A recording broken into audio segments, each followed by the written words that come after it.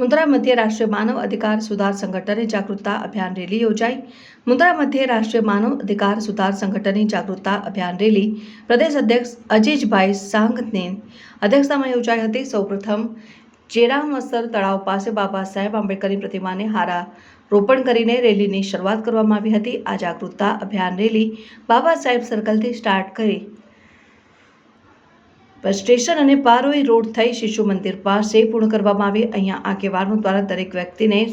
સંવિધાને આપેલ અધિકારો વિશે વિસ્તૃત માહિતી આપવામાં આવી હતી અને કોઈને પણ સંવિધાનના દાયરાથી બહાર જઈ પ્રતાડિત કરવામાં આવ્યા હોય તો મુન્દ્રાના શક્તિનગર પાસે આવેલ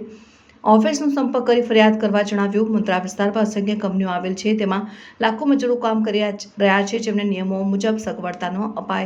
અપાતી હોય કે 8 કલાકથી વધારે ડ્યુટી કરાવી તેની મજૂરી ન અપાતી હોય તો તે મજૂરો પણ સંપર્ક કરી શકે છે તેવું આગેવાનોએ જણાવ્યું। આ પ્રસંગે રાષ્ટ્રીય માનવ અધિકાર સુધાર સંગઠનના ગુજરાત પ્રદેશ પ્રમુખ અજીજભાઈ સાંગ, કચ્છ જિલ્લાના પ્રમુખ ડોક્ટર રમેશ રામજી મહેશ્વરી, કચ્છ જિલ્લાના મીડિયા પ્રભારી જગદીશભાઈ ફફલ, કચ્છ જિલ્લાના ટીમ ઓફિસર અમીરભાઈ દેડા, કચ્છ જિલ્લા મહિલા સંગઠનના પ્રમુખ ધર્મેશ ડાભા, વિક્રમસિંહ ગોહિલ, મુન્દ્રા તાલુકાના ઉપપ્રમુખ કાસમભાઈ ખલીફા, મુન્દ્રા તાલુકાના ટીમ ઓફિસર